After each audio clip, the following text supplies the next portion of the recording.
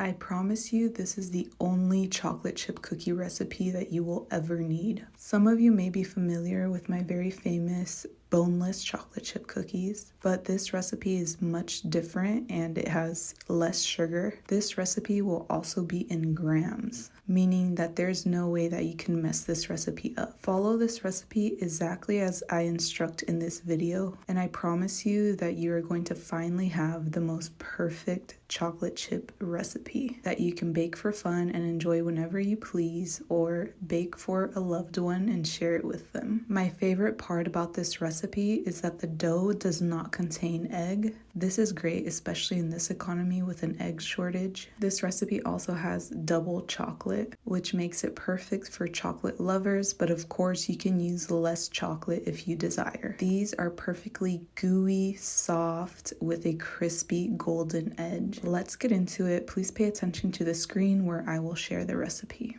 First things first is that you want to gather all of your ingredients. You will need unsalted butter, vegan works as well, all-purpose flour, baking soda, salt, vanilla extract, light brown sugar, regular sugar, unsweetened applesauce, and chocolate. I'll get more into the chocolate that I recommend in a few seconds. This is a recipe to these incredible cookies. Please make sure to screenshot, but also follow along the video so that you know how to make these. Every step is important. For best results, to get the exact cookies that I baked, I recommend that you use grams for your measurement. If you use cups as a measurement, I can't guarantee you that you're going to get the same measurement because sometimes the cups vary in size. It's hard to get the exact measurement when you're using cups, therefore grams is much better. You will need a kitchen scale to do this. From the comments that I read, I know that a lot of you who tried my boneless chocolate chip cookies did not get the same results as I did because we were using cups as measurement. Although I will say that recipe is incredible as well. Check it out if you'd like. It still works if you follow all the instructions that I show you in the video. The first step to make these cookies is that you want to measure out all of your ingredients so that you have them ready to combine. This includes melting your butter. You need half a cup of unsalted butter. Just note that when you melt half a cup, which is usually 1 stick, it may be a teeny bit less than 115 grams. This happens when you melt butter, so add just a tiny bit more than 1 stick of butter. Now for the chocolate, what I recommend is that you use 1 cup of milk chocolate of your choice and half a cup of dark chocolate of your choice. With the dark chocolate, I recommend going with 60% cacao or above. Grab a chocolate bar of dark chocolate and chop it up. Mixing both milk chocolate and dark chocolate allows the cookies to bake in such a beautiful way. It gives them that gooey center. I'll share more major tips at the end of this video. In one bowl, combine your unsalted butter.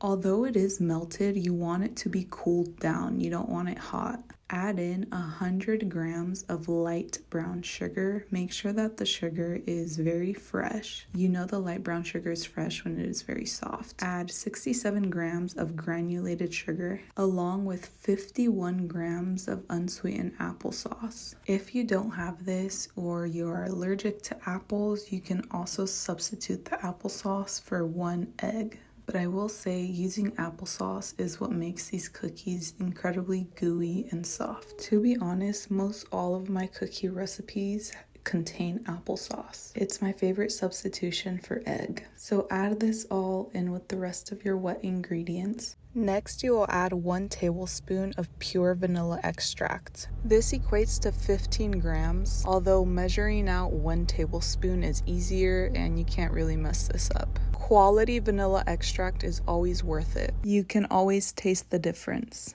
Next, using your spatula, you will gently mix this all together. Do not overdo the mixing. Please, I'm telling you, don't overdo it, just gently mix it. The beautiful thing about this recipe is that you also don't need an electric mixer or a stand mixer, any of that. You simply need a spatula. I mean, even if you don't have a spatula, you can use a spoon. But yeah, pretty basic supplies. Set these wet ingredients aside and then grab a separate bowl. In this bowl, add in your measured flour. and the rest of your dry ingredients. This includes your baking soda and your salt. For the baking soda, you only need half a teaspoon or 2 grams, but using the teaspoon is much easier to measure. Just make sure to level it out like I did using a butter knife, and then add just a dash of salt. Once again, using your spatula or a handheld whisk, gently mix this all together just until the baking soda and the salt is fully mixed in with all of the flour, of course. Next up, you want to measure out the chocolate you'll be using. Once again, you don't have to use this much chocolate if you prefer less chocolatey cookies. So 1 cup of milk chocolate and half a cup of dark chocolate. Plus also save some extra to top off your cookies before baking. Set aside your chocolate and add your dry ingredients to your wet ingredients. This step is very important, pay attention. Using a spatula, gently fold the ingredients together until combined halfway. So don't fully mix this all together. Simply stop halfway once you still see some of the flour.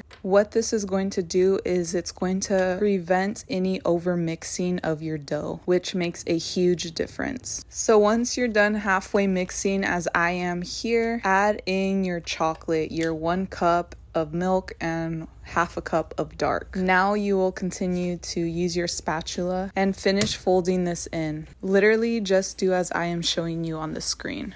I can't stress enough how important this step is. Sometimes if you over mix your dough, the more you mix, the more gluten develops. It may break down the air pockets. Basically, over mixing may cause the cookies to spread and be very flat or tough, dense, and dry. Look at this dough. This is perfection. This is what your cookie dough should look like. It should not be overly sticky or too cakey and dry. If you followed the instructions using the measurements in grams, except for the baking soda and the vanilla extract, which I used my little measurement spoons for, your dough should come out exactly like mine. Here I'm using a medium cookie dough scooper and a large cookie dough scooper. At first, I tried both of these sizes to see which one I'd like best. As you can see on the left side, that one is larger and the one on the right side is a smaller cookie dough size. Both worked out well, I will show you here in a second, but I went with the left side, the large cookie dough scooper. I just felt like with this cookie dough went better, but honestly, both of them worked. The larger just has to bake for a couple or a few minutes longer. Another great tip for baking cookies is to use these circle cookie cutters to get the perfect circular cookie. The thing is that you need to do this as soon as the cookies come out of the oven when they are still warm so that you can still shape them. So as you could see here, I had to bake the larger cookie for a few more minutes. I took the small one off the tray and then baked the other one. Choose whichever cookie scooper size you'd like. For exact results, use the large cookie dough scooper. Another amazing thing about this recipe is that you do not have to refrigerate the dough. Right after making this cookie dough, you can bake it and enjoy your amazing cookies. Another major tip is that right before baking your cookies, use the extra chopped up chocolate to top off your cookies. This will give your cookies an extra gooey center. If I remember correctly, I believe this recipe made about 9 cookies. I actually ended up doubling this recipe towards the end to make more. Either way, it makes a lot of cookies in my opinion. When you top off your cookies with the extra chocolate, you can add both the dark and the milk chocolate. At the time of baking these cookies, I only had time to bake a few and then I had to refrigerate the dough and finish it the next day. However, I will say that I got the exact same results. Don't come at me in the comments. I'm telling you, I got the exact same results. I want to emphasize this just so that you know that you can either bake the cookies right away, or if you don't have time, you can refrigerate it. Don't freeze it, refrigerate, and finish them the next day. With that being said, you can also freeze your dough. And once you're ready to bake, simply thaw at room temperature. So before baking, make sure to top off with extra chocolate if you desire. Preheat your oven to 350 degrees Fahrenheit. I baked my cookies for about 12 minutes. I encourage you to try one cookie dough ball first. Start off at 10 minutes because everyone's oven may vary. You know when your cookie is done baking when the center of the cookie does not look raw and the edges are crispy. So 350 degrees Fahrenheit for 10 to 13 minutes. And my last major tip, if you missed this, is to bake your cookies on parchment paper. Please, please, please use parchment paper or reusable silicone baking mats. This will allow your dough to bake evenly. This step is so important, I'm telling you. And by using parchment paper, this means you don't have to use baking spray, just parchment paper, okay? And there you have it, the most perfect, soft, gooey, crispy chocolate chip cookies. I guarantee that these cookies will come out exactly like mine, if not very, very similar, if you followed my exact instructions, of course. Please drop a comment below. Did you give this recipe a try? How did it come out? Thank you so much for being here. Please make sure to subscribe and join my community for more amazing baking recipes, as well as travel vlogs, and other videos on my channel. Make sure to also check out my other YouTube channel where I share educational videos on holistic health and wellness. A little opposite of this channel, but that's okay. Peace. Love y'all.